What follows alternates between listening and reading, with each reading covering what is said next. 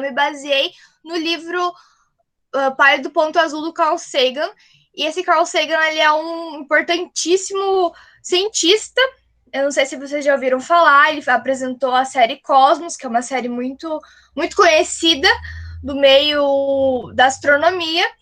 E ele também já falou lá em 1970, 1980, que talvez algum dia a gente deixasse vida em Vênus. E é o que a gente está explorando agora, né? Então, para começar, a gente vai falar da corrida espacial. O que foi a corrida espacial? Foi uma disputa lá durante a Guerra Fria, entre 1947 e 1991, dos Estados Unidos contra a ex-União Soviética. Então, durante a Guerra Fria, eles estavam disputando a hegemonia sobre o mundo, e isso também se refletiu na exploração espacial. Então, eles estavam querendo ver quem que conseguia explorar mais o espaço, quem que conseguia mandar no espaço. Então, basicamente, era isso a corrida espacial dos Estados Unidos contra a ex-União Soviética.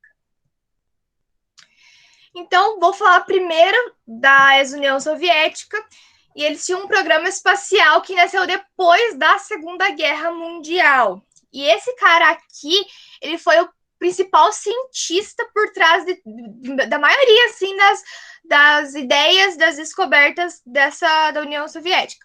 Ele se chamava Sergei Pavlovich Korolev, e ele, então, teve várias ideias, e no início ele pensou em fazer um foguete, porém, depois ele pensou no programa Sputnik. O que foi o Sputnik? Eu não sei se vocês já ouviram falar, mas não foi apenas um, foram vários. Ele era mesmo um programa de exploração. E a ideia inicial por trás do Sputnik era enviar uma sonda com mais ou menos 1.000 quilos. Porém, eles pensaram que isso não ia dar certo, então eles dividiram esse satélite em vários outros satélites menores. Então, o Sputnik foi o nome desse programa, e ele foi, então, responsável lá em 1957 por enviar o primeiro Sputnik 1, que deu início à corrida espacial. Então, ele era um satélite artificial. E isso meio que colocou, então, a União Soviética lá no topo da corrida espacial. Ele foi lançado no dia 4 de outubro de 1957. E aquele cientista, o Sergei, ele falou que em 1957 seria o ano geofísico internacional. O que seria isso? Ele propôs para o mundo que todo mundo que poderia ajudar nessa exploração, inclusive os Estados Unidos. Então, ele propôs que todo mundo tentasse enviar alguma coisa lá para cima, tentasse ajudar nessas descobertas. Então, em 1957, foi nomeado como o Ano Geofísico Internacional da Exploração. O que o Sputnik então fazia? Ele ia transmitir um sinal de rádio, que era um bip normal, sem muita tecnologia ainda, e ele podia ser escutado pelos aparelhos de rádio do mundo. A ideia, então, era realmente dar início, assim, à corrida espacial. Não tinha nada muito pensado para isso, sabe? Mas já era alguma coisa porque dava para ouvir no mundo todo. E no dia 4 de novembro de 1957, também do mesmo ano, foi lançado o Sputnik 2, com a cachorrinha Laika. Não sei se vocês já ouviram falar, ela foi o primeiro ser vivo a sair da Terra e ir para o espaço. Porém, eles sabiam que não tinha como pousar novamente esse Sputnik 2. Ela só ia, era uma sentença de morte para a cachorrinha. Porém, era mais um passo para essa corrida espacial. Então, eles enviaram a Laika, e depois de alguns dias ela morreu, infelizmente, por conta do superaquecimento desse satélite.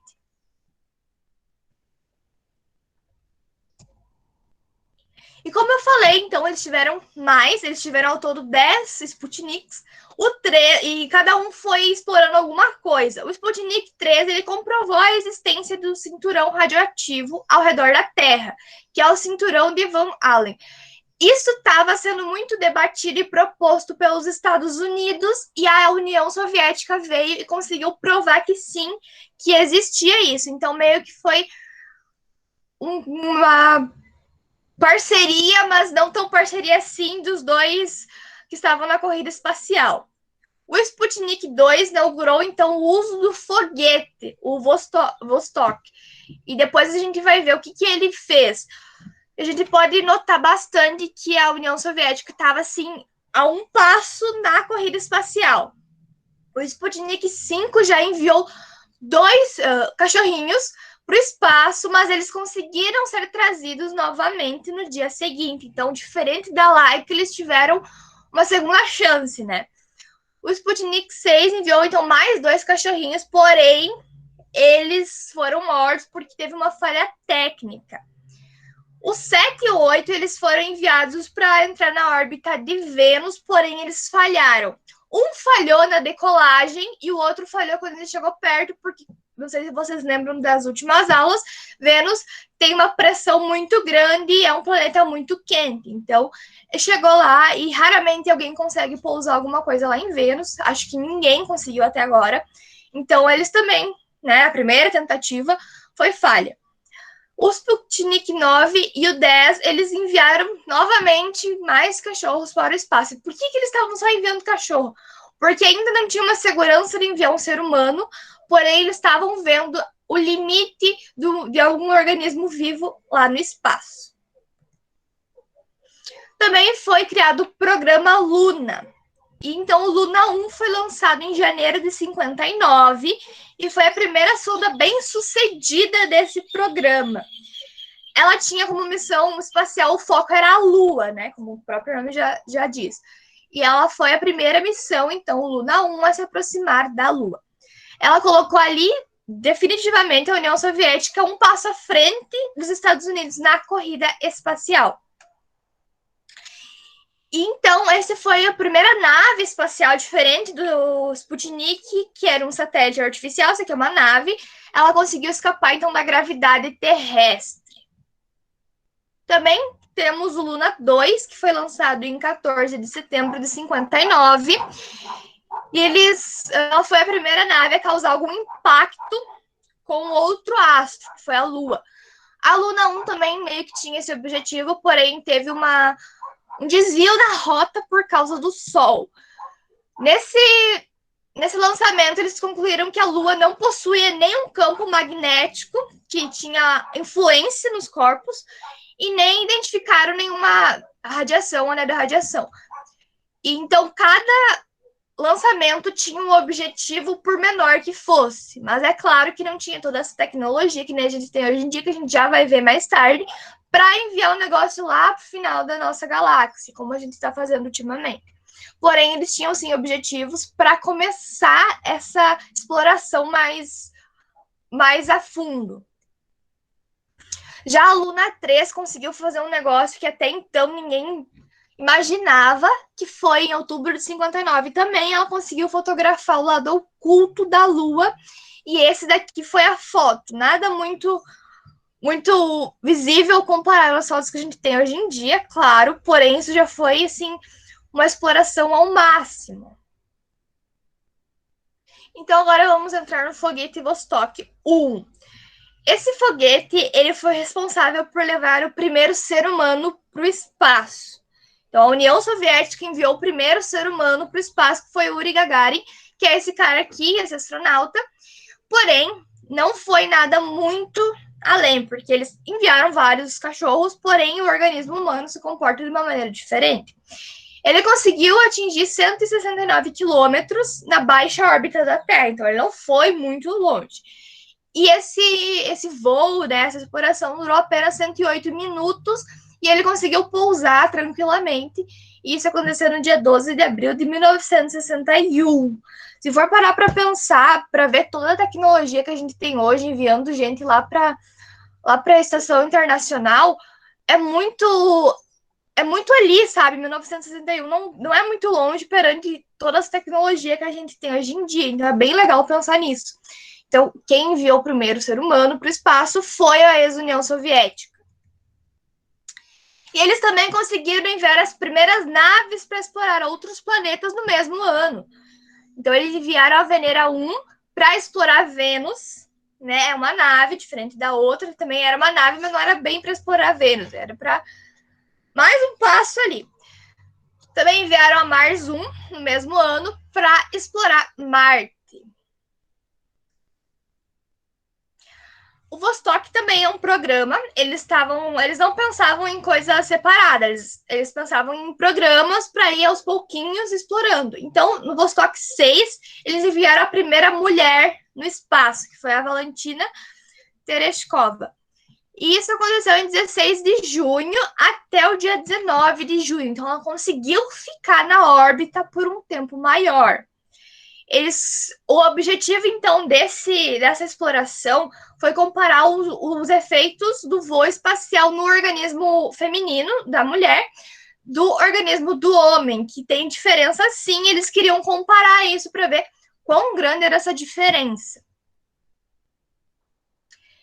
Então, eles enviaram depois várias outras missões, outras sondas, e eu resumi as principais, né, porque são várias, e se vocês querem ver, tem na internet, porém também tem no livro O Palio do Ponto Azul do Carl Sagan, se alguém se interessar para ler.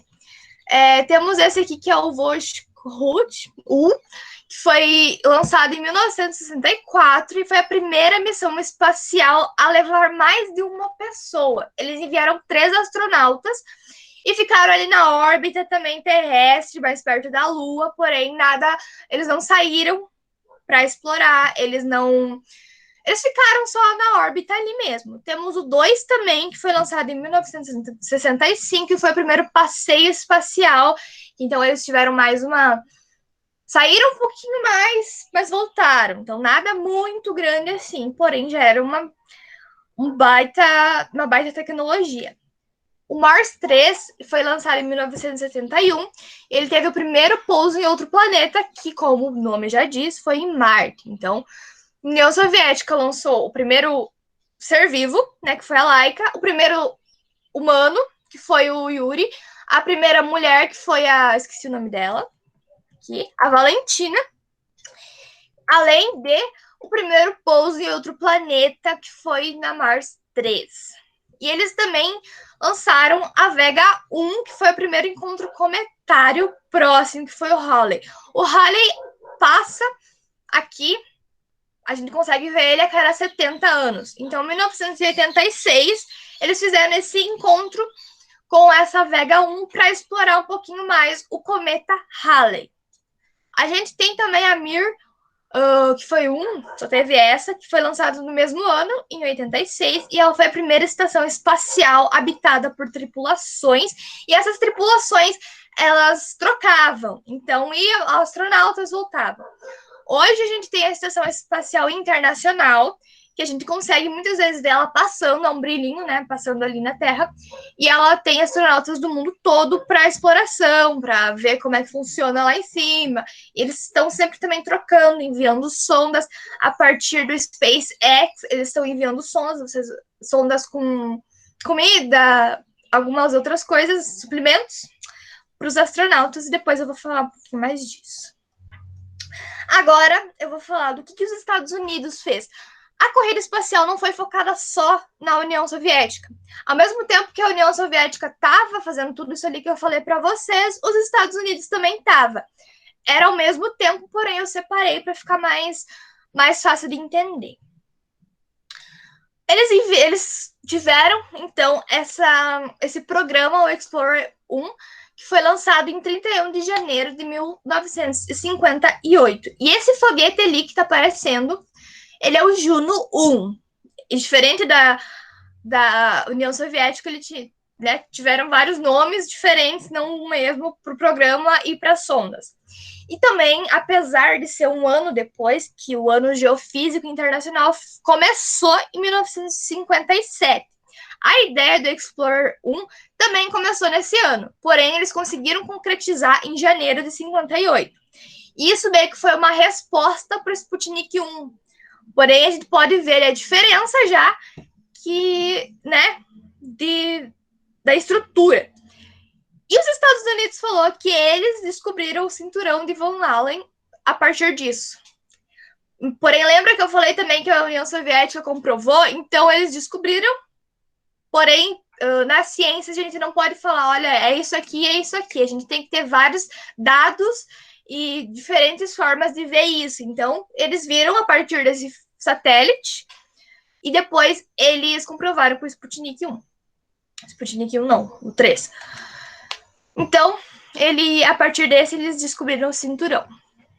Também, um importante falar, Explorer 6, que foi um satélite estadunidense, então, que foi lançado em 7 de agosto de 59, e ele tinha o objetivo de pesquisar raios cósmicos, o geomagnetismo, a propagação de rádio nas altas camadas da atmosfera terrestre, que é a ionosfera e a exosfera, e o fluxo de micrometeoritos.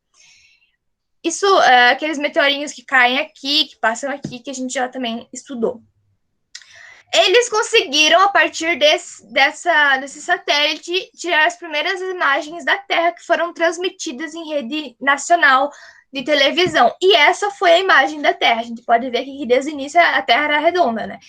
Porém, não tem muita definição por causa da época. E aí muita gente se questionou se era mesmo, se não era, né, fake e tudo mais. Também temos a Mariner 2, foi uma observação direta do vento solar. A gente tem o vento solar porque o Sol é uma estrela e ele está em constante expansão e, enfim, tem hélio e hidrogênio lá em fusão, então ele tem esse vento solar. Foi lançada em 27 de agosto de 62 e foi a primeira missão planetária bem-sucedida. Como assim? Não foi uma outra lá da União Soviética? Os Estados Unidos tinham muito disso, eles têm até hoje, né? De falar que eles fazem, que o deles é o primeiro e tudo mais, porém, foi a primeira missão planetária bem-sucedida dos Estados Unidos. Também eles lançaram a OSO 1, que foi o primeiro planetário solar, observatório astronômico solar no espaço. E foi lançado em 15 de maio de 62. Ele tinha o objetivo, então, de explorar a radiação solar, que a gente já falou, que tem os raios gama, os raios UV, e ele tinha esse objetivo, além também de mapear as esferas celestes aí do nosso sistema solar. Aí, em 68, dia 21 de dezembro, já tinha mais tecnologia, e o primeiro ser humano a orbitar a Lua de fato foi lançado na Apollo 8. Porém, prestem atenção, é orbitar e não pousar. Só que em 20 de julho de 69, sim, de fato, na Apollo 11, o homem pisou pela primeira vez na Lua, e a gente tem essas imagens, e aí todo mundo questiona, cadê as estrelas de fundo? Lembra que eu expliquei que por causa de um objeto que tem mais luz na frente e atrás fica deslocado? Então foi o que aconteceu. Ah, mas a bandeira tá mexendo, lá não tem tanta gravidade, não tem o atrito do ar, então se bater ela vai ficar mexendo por um bom tempo. E se não tiver nada que vá parar isso, ela vai ficar mexendo para sempre. E então eles trouxeram também amostras lunares, porém foi só para falar, olha, aqui os Estados Unidos manda nessa corrida espacial e a gente levou o primeiro homem para a Lua.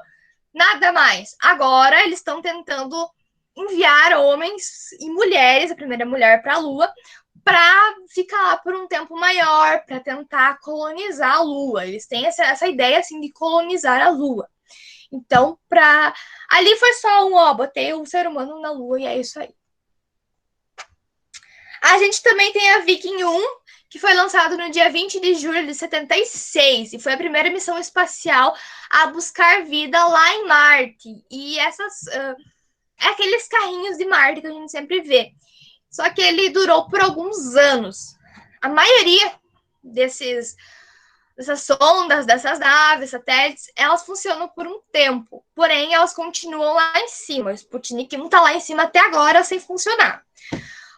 Claro que tem alguns que caem também, e tem uns que simplesmente explodem, e é isso aí. Então, ele funcionou por um tempo, o Viking 1, na busca de vida em Marte. E aí, depois de um tempo, ele parou de funcionar. Porém, como eles já tinham conseguido pousar alguma coisa lá, que eles conseguiram ter também um retorno para a Terra, né? Que eles fez várias pesquisas, eles continuam enviando. E lá tem, inclusive, um outro robozinho que vive lá em busca de vida e estudar o solo marciano. A gente tem também a Pioneer 10 e ela teve várias conquistas, digamos assim. Ela saiu da nossa órbita dia 2 de março de 72 e uma velocidade que nunca foi conseguida antes, que foi 51.810 km por hora. E isso permitiu ela chegar à Lua, a Marte e a explorar Júpiter, que foi assim um grande marco que ela conseguiu lá explorar Júpiter. E claro, os cinturões do nosso cinturões de asteroides, né? Explorar os asteroides que tem em volta aqui entre Marte e Júpiter. E aqui foram algumas conquistas, mas eu botei assim porque elas são várias, eu também quis resumir um pouquinho. A Mariner 10, em 1974, conseguiu fotografar Mercúrio, que é o primeiro planeta depois do Sol. Então, foi essa foto ali que ela conseguiu mostrar pra gente.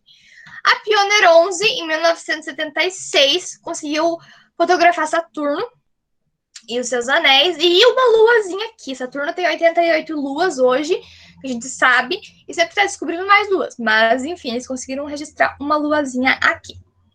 A Voyager 1977 foi lançada e ela ainda está explorando o universo aí. Ela desligou por um tempo e conseguiu ligar de novo. E ela tirou essa foto aqui que eu quis trazer para vocês, que é uma foto assim muito importante para a ciência. Por quê? O Carl Sagan, ele foi uma das mentes por trás da Voyager 1 e 2. E quando ela estava lá nos anéis de Saturno, passando Saturno já, ele falou assim: mira a câmera da Voyager para a Terra, porque eu quero ver o que a Terra é perante a todo esse universo. E aí eles viraram e tiraram essa foto bem na hora que o raio de sol estava cruzando a Terra. E ali é o conhecido pálido ponto azul, que deu nome ao livro e ficou conhecido assim na ciência. E a gente pensa, putz, a gente é esse pontinho insignificante ali. E isso é bom a gente ser só a gente no universo, ou seria bom se a gente tivesse companhia? O que assusta mais? Então, a partir dessa imagem, o ser humano, nós como humanidade, começamos a pensar mais nisso, que a gente é só esse pontinho pálido ali, e é isso aí. A Voyager 2 foi lançada no mesmo ano e ela conseguiu fotografar Netuno, que é o último planeta grande do nosso sistema solar, e também Urano, que eu não trouxe aqui a foto, mas eu trouxe de Netuno porque é mais longe e é um ponto a mais. Então aqui são as fotos maiores para vocês observarem. Porém, a nossa exploração não parou aí, não. A gente atualmente tem muita coisa, a gente está com muita tecnologia, né? Tem mais o que evoluir? Sim, porém a gente está conseguindo fazer vários feitos, inclusive explorar mais o universo com as Voyagers e várias outras sondas. Como eu comentei com vocês esses dias, a China lançou uma nave espacial para recolher amostras lunares, isso foi semana retrasada, para conseguir ver o que tem lá, para conseguir ver uma tecnologia boa para enviar o ser humano para a Lua, para ficar por um tempo a mais, para colonizar depois. Então, eles têm esse objetivo e eles enviaram, então, a nave espacial para recolher essas amostras lunares. Nós também temos a SpaceX, que ela sempre está enviando suprimentos, como eu falei antes, para a estação espacial. Ela, inclusive, eu já consegui ver isso numa observação que eu fiz aqui na minha casa, sem telescópio, sem nada, só olho nu, sabe? É bom, às vezes, a gente parar e olhar o céu. Tem muita coisa legal. Inclusive, eu vi isso, e como que eu sei isso? Porque depois eu fiquei sabendo, né? Fui ver o que era esse ponto brilhante no céu, e eu descobri que era isso, a SpaceX lançando suprimentos para a estação espacial. Claro que não foi, né, esse ano, faz um tempinho já, isso que aconteceu em 4 de dezembro. E então a SpaceX, a gente já conversou, é do Elon Musk, e ela tenta sempre. O objetivo dele com a SpaceX é colonizar Marte. é enviar gente para Marte, é enviar coisas para Marte. Porém, atualmente ele está enviando satélites ao redor da Terra para melhorar a internet. Então, dá para ver também os satélites da SpaceX passando, porque ele tem cerca de um alvará para 30 mil satélites e ele envia cada vez 60 ou 30, não me lembro agora, que dá para a gente ver que são pontinhos um atrás do outro subindo entre as 6 e as 7 horas da noite. E isso dá para ver pela internet quando que eles vão lançar e quando que a gente vai conseguir ver. A gente também tem o Hubble. Eu já falei do Hubble, que foi uma sonda que foi enviada lá para cima para tirar fotos de galáxias, de nebulosas, de estrelas e tentar tirar fotos de planetas.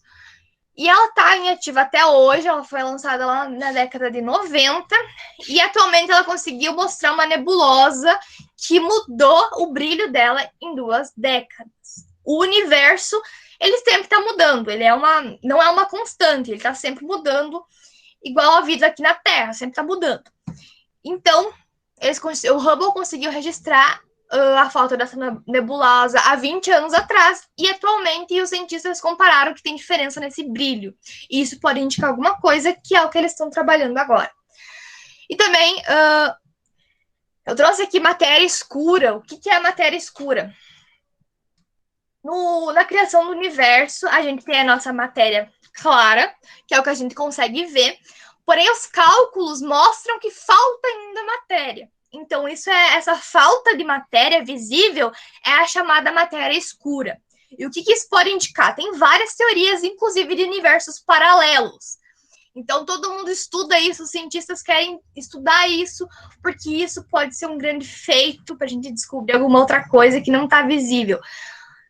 E a gente também tenta entender o que é essa matéria escura, mas porque tem essa teoria, né? Mas faltam explicações, e eles estão tentando explicar também essa falta de matéria escura nos cálculos. Também temos as sondas da Voyager, elas encontraram uma explosão de elétrons no espaço. A Voyager ainda continua e ela detecta várias mudanças. Então, eles também... Isso aconteceu dia 4 de dezembro, agora de 2020 também. Então, essa era a aula de hoje.